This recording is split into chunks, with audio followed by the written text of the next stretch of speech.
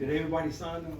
All right. Sign in? Welcome to the May safety meeting. How's everybody doing? Awesome, great. All right. So today we're going to be going over PPE, defensive driving, and some XRS training. Exciting stuff. All right. So first I'll start off by showing you guys, okay. So you guys have all probably seen by now that at least here in Burns Harbor, you have this thing called the Drive. That's right next to your OmniTrax app. So you open it up and it's for like your OWS heavyweight permits and a couple other breakdown information. I have also added a thing that's called a OmniTrax guide. So you just click into that and it's like a 4 or 5 page user manual. So if you guys are just sitting there at Portage for however long you're sitting there, you guys can go through it and, you know, maybe become more familiar with the app. It's just got some basic stuff on what to do in certain situations and how to use, and I'll be going over a little bit of it.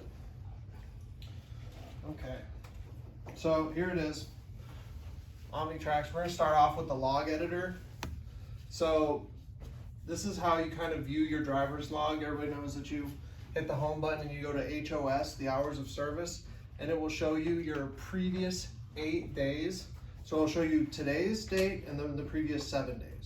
So it'll show you a total of 8. It pretty much gives you all the information. So all 3 tabs display the 8 days. Use the left and right arrow buttons to move backwards and forward through the logs. So say if you're missing stuff or you had to do paper log one day, you can go back and enter it in later on. Alright.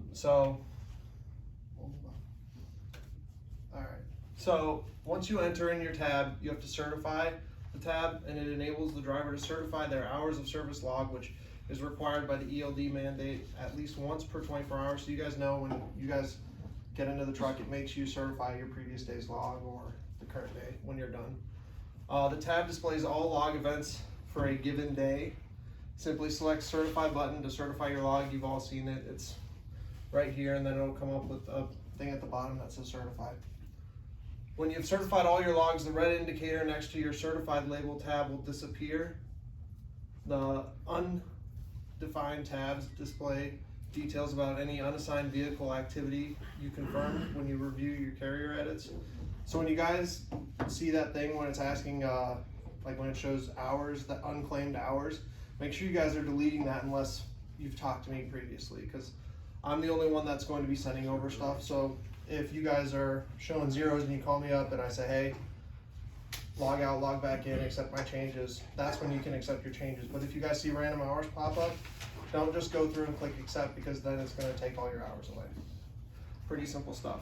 So law enforcement officers, when they review the driver logs during an inspection, the unidentified tab is only visible if you are an associate to an ELD vehicle and the associated vehicle has a cumulative total of at least 30 minutes of rejected UVA within the last 7 days. If there's no assigned vehicle activity for a given day or rejected any UVA, when you review your carrier edits, the tab will display a message saying there was no unidentified driving events for the day. So a lot of verbiage there, but maybe this will help. Okay, so ELD drivers can only edit on-duty, sleeping berth, and off-duty time directly from their mobile devices, which is our tablets here. They're also required to accept or reject edits made by the carrier, which is me when I'm sending stuff to you guys. Before you're allowed to edit or add from their mobile device, you cannot edit other driver's logs, intermediate logs, driver login, driver logout activity, engine power shut up or shut down, engine power shutdown activities, ELD malfunctions, or data diagnostic events. So pretty much if I can't go in there and edit drive time, so in order for me to get rid of drive time, it's pretty much illegal. We'd have to assign it to somebody else. So like, we don't have a big problem with it here, but like down in Rockport, when they preload trucks, the guy will be done for the night, but then the loader will get in the truck and he won't log out of their ELD, and he'll even have 30 seconds of drive time. But then what is that? That's a violation.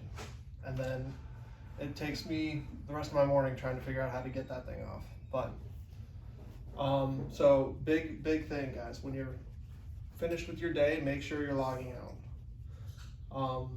There is in our little user guide here, there's kind of a couple pages on how to log out properly.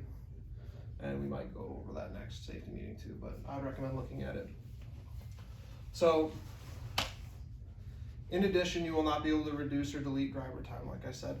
To edit your log, select the 3-line menu bottom at the upper left corner of your XRS mobile dashboard, which I believe would be normally here. So your dashboard menu will appear, then you'll select the HOS menu, and then the HOS screen will appear. And when you're in your HOS menu, you'll hit the 3 buttons and it'll come up with a log editor screen. And then you'll be able to add on duty or off duty status, depending on what you guys need to add or what you guys need to remove. Okay, so to add an event, select the Event Plus button on the upper right hand corner, and it'll bring you to this menu like I said, and it'll say duty status off or on, or where you were going, or add the comment, put in your manifest number. Make sure you save it when you're finished. To edit, You want a chair? I mean it's pretty simple once you guys get in it and try and edit it, but that could probably help a lot with cleaning up our logs. Make sure you're saving it at the end and certifying it when you're finished. Hey. Okay. PPE. What kind of PPE are we needing out there, guys? Hard hat. Hard hat, Safety glasses. safety glasses, gloves, Long sleeve shirt, long sleeve shirts. pants, boots. Everybody's got to have the respirator too. We all know that. So make sure we're keeping that on us.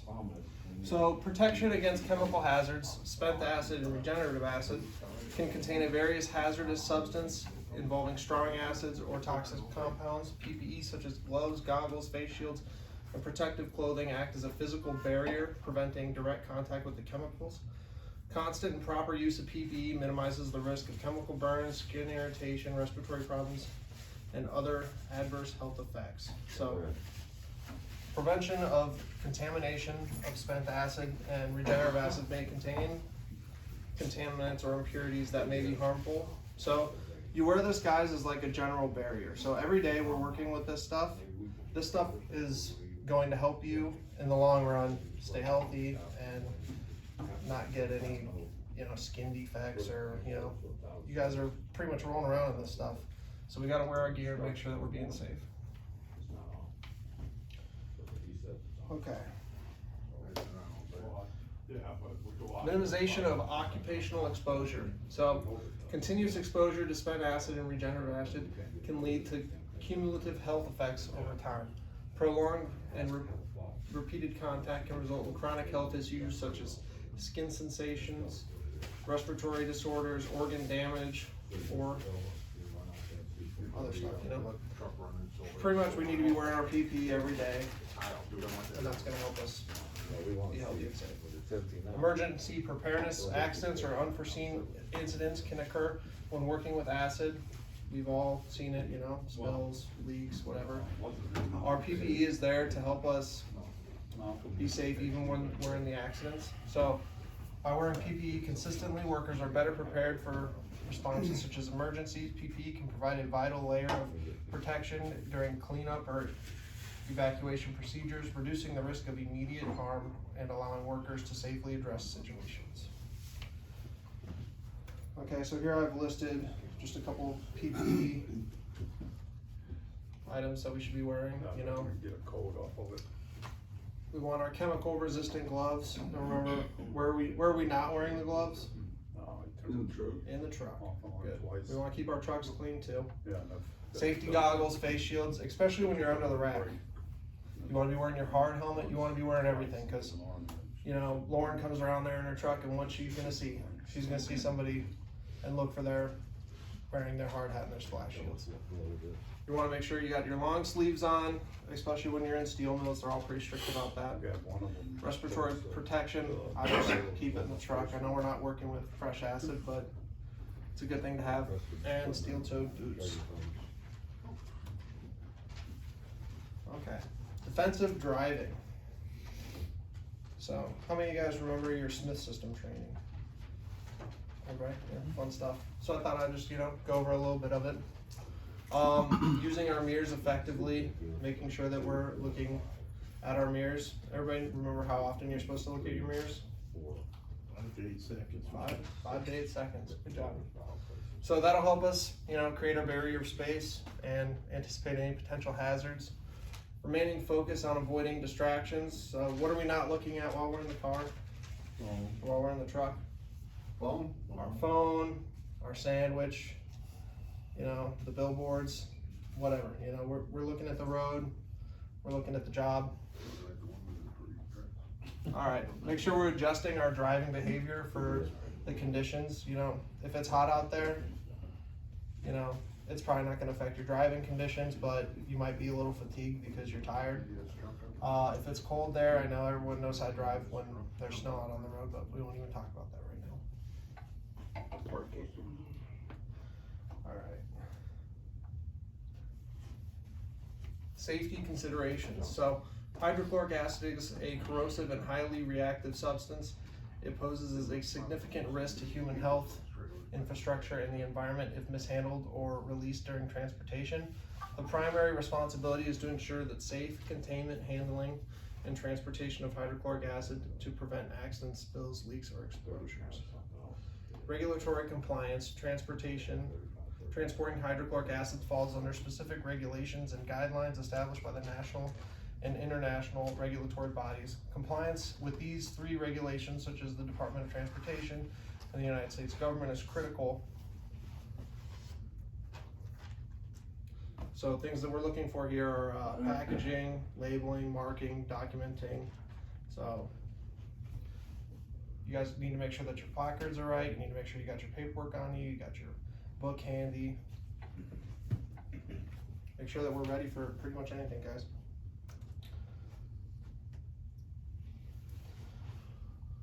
Okay, hazmat pre-trip. So what are we looking for when we're doing a pre-trip inspection? Defects. What defects might you come along? Tires, Lights. fluids. Light, oil dripping. Wheel seals. Flat tire. Open valve. And it's important that we document these, and we have our procedures, and our current procedure is if you're on day shift, you text Mike, leave a note, put the note on the truck, put a note also on the board. If you're a night guy, make sure you're putting it on the board, and make sure you're putting your name on it too. We want to be diligent about keeping our units clean and working, because it's not just you that's driving it, it's the next guy too. So this is a Malcolm note for tonight. Truck is out of service. It's got an ABS fail. Gonna put it in the window tonight, so you won't be driving John's truck. Okay. All right. There you go. So John took it out of service, and now Malcolm's not going to get stranded on the road. That's exactly how we have it planned.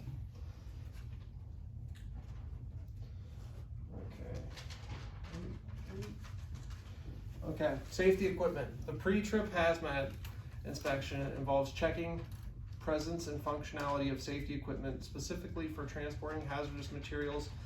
This may include fire extinguishers, spill container materials, personal protective equipment, and emergency response equipment. The driver should ensure that all safety equipment is readily accessible and in good working condition. So we're not just doing a pre-trip on our truck, we're doing a pre-trip of our safety equipment too and our PPE. So, if you guys need boots, you guys know where to come. Compliance with regulations. The pre-hazmat trip inspection includes vehicle compliance with relative regulations. This includes confirming that the vehicle has met the cargo requirements and outlined the hazardous materials in the HMR or any other applicable regulations. It is essential to ensure that all necessary placards, labels, and any markings are correctly displayed for the vehicle. So, we've gone over this too, but make sure if you guys have RA in the truck, the RA placard needs to be on. If you guys have waste in it, you need to have the waste placards on. You never know when a plant emergency is going to happen or a bomb is going to blow up.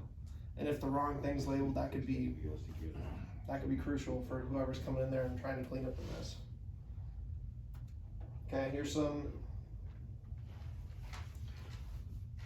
general truck numbers for you guys to call if you guys get stuck. Make sure we're using our PTO when we're idling. I've been looking at our numbers and you guys have been doing pretty good. I'm proud of you guys, but make sure you guys are PTOing at the correct RPMs. So if you're in the Penske's, I think they want you at 1200, and I believe the Kenworths are 950. 900. So just make sure we're using the right numbers. I know it can get loud, but we gotta do it for the health of the trucks. Alright, miscellaneous. Make sure you guys are wearing your PPE. Make sure you guys are checking your airbags before you leave. Make sure we're adding inhibitor, adding our SP numbers to our bills. Here's your SP numbers. Alright, here's our safety video of the month. Canceled service. I went in there, next thing I know, got everything. That's cool. It got done, you know, that's the thing, it got done, so. I tracked him on that, account.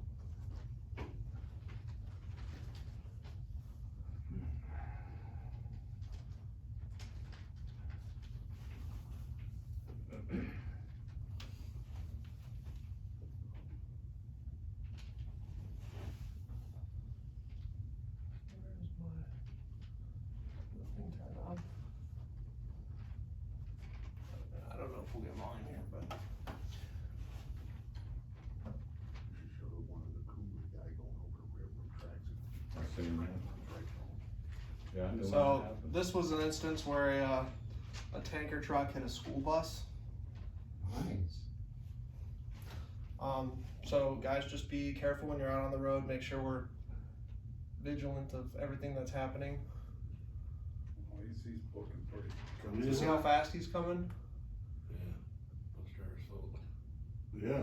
That bus driver sure looked Yeah, like I've seen the bus pull out in front of it. I mean, hey, But you couldn't see that truck? It might be a 55. okay, but tell me that guy was going the speed limit.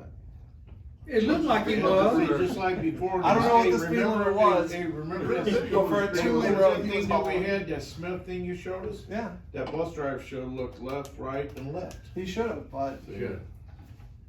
you know, at the same point in time, we can look at that guy and said he should have saw that bus driver full of kids and he should have put on the brake. You could. But we're not supposed to slam You got on enough- brakes, you right? got enough We'll room. lift it. No time. I mean, if you had a bus full of middle schoolers, maybe you figured it was just time.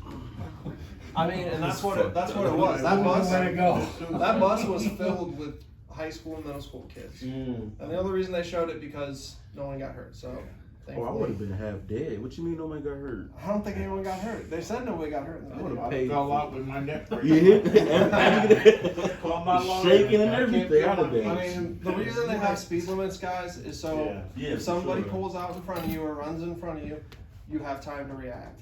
So make sure we're going the speed limit. We're going slow. We're taking our time. I saw another bus story this morning where somebody in Cincinnati stole a bus and tried to get away from the police. They caught him here in Indiana somewhere, down towards the cities, but thought they could get away with stealing a school bus. bus? I don't think so. That guy must have rode it. They ran him off into Still the a bus cornfield. driver, I wanted to. Remember, guys, we have a golf outing this Saturday, so if anyone's interested, you may call. Thank you, guys. Do I gotta work Saturday after that?